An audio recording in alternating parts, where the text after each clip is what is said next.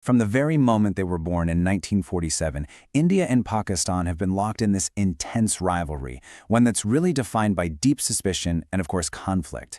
So what we're going to do is dive into the first 50 years of that story, a constant cycle of war and very fragile peace that, honestly, continues to shape our world today. You know, the story really begins with a number. A huge, staggering number. 500,000 people. That's the estimated human cost of the partition of the British Indian Empire. It just unleashed this unbelievable wave of violence. So this wasn't just the birth of two new countries. It was an incredibly traumatic separation that would leave scars for generations. So, you see, this rivalry wasn't something that developed later on. No, it was forged right there in the fire of 1947. And all that animosity from that chaotic partition, well, it immediately found a single explosive focal point that would define the decades of conflict to come. And that focal point, the one issue that would just ignite war after war, was the beautiful, strategically vital, princely state of Jammu and Kashmir. Okay, so here's the heart of the problem, right? Kashmir had a population that was overwhelmingly Muslim, but its ruler, the Maharaja, was Hindu. So when the time came to choose India or Pakistan, he hesitated. And in that single moment of hesitation, a power vacuum opened up, creating the absolute perfect storm for conflict. So here's exactly how it all went down. While the Maharaja was trying to decide what to do, armed tribesmen from Pakistan invaded to support a local revolt.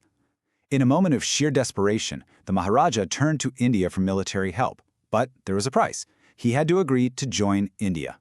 And that triggered the first full-blown war between the two brand-new countries, a conflict that only stopped when the UN finally stepped in to broker a ceasefire. But, and this is the crucial part, that UN-brokered ceasefire came with a huge condition. A promise was made. The people of Kashmir themselves would get to decide their own fate through a free and fair vote, a referendum. And that promise? It was broken. The referendum never happened. And this unresolved question, this core issue of Kashmir's status, became the bitter foundation for decades of mistrust and, you guessed it, more war. So you can see how this one single issue, the failure to solve the Kashmir problem, didn't just let tensions simmer. No, it created a devastatingly predictable pattern that led directly to a recurring cycle of full-scale conventional war. And the pattern became tragically clear. You have the first war in 47, and another major conflict over Kashmir in 1965. And just 6 years after that, war erupts again. For decades, the entire subcontinent lived in this near-constant state of high tension. I mean, the 1965 war is a textbook example of this cycle. It started small, some border skirmishes, but it quickly blew up into a massive war, once again centered on Kashmir. And just like before, it ended with a ceasefire and yet another agreement. This time the Tashkent Agreement, pledging, once again, to find a peaceful solution. But the war in 1971, that one actually broke the pattern. This conflict wasn't sparked by Kashmir, it was ignited by a brutal civil war happening inside Pakistan itself, as East Pakistan fought for its independence. And India's intervention on behalf of the rebels, well, that would change the map of South Asia forever. The result was absolutely decisive. Over 90,000 Pakistani soldiers surrendered. That's the largest military surrender since World War II. East Pakistan became the independent nation of Bangladesh, and the balance of power in the region shifted dramatically in India's favor. So after 3 conventional wars, you might think things couldn't get more intense. Well, this brings us to a terrifying new chapter. The rivalry was about to escalate, and the stakes were no longer just regional. They were about to go global. The whole game changed in 1974. That's when India conducted its first nuclear test. For Pakistan, this was seen as an existential threat, and it became the direct trigger for them to kickstart their own program to build a nuclear bomb. The arms race had officially begun. For years, this was kind of a secret race. But in May 1998, it burst right out into the open. India conducts a series of nuclear tests, and just a few weeks later, Pakistan responds with 6 of its own. This tit-for-tat escalation was a huge moment. Both nations were now openly declared nuclear powers. And the rest of the world? Oh, they reacted with alarm. The United States slammed on massive sanctions. Japan froze aid, and global powers banned critical loans. The UN Security Council even issued a formal condemnation.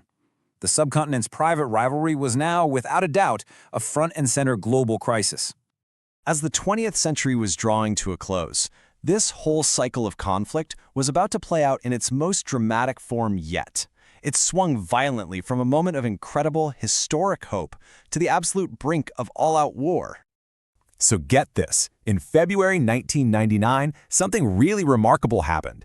The Indian Prime Minister actually traveled to Pakistan for a historic summit.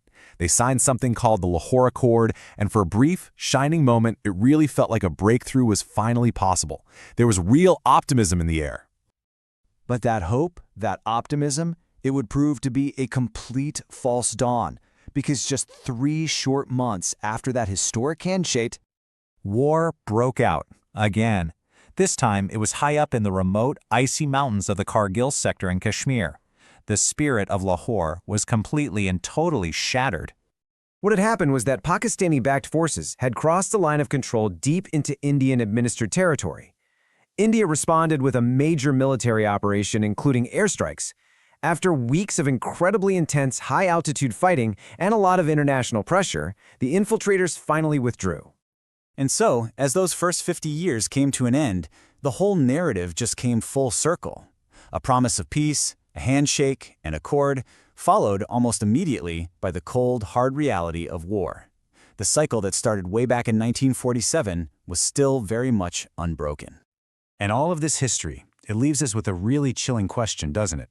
For half a century, this pattern of conflict and fragile peace just kept repeating itself. But now, with both nations armed to the teeth with nuclear weapons, would that ultimate threat finally force them to break the cycle?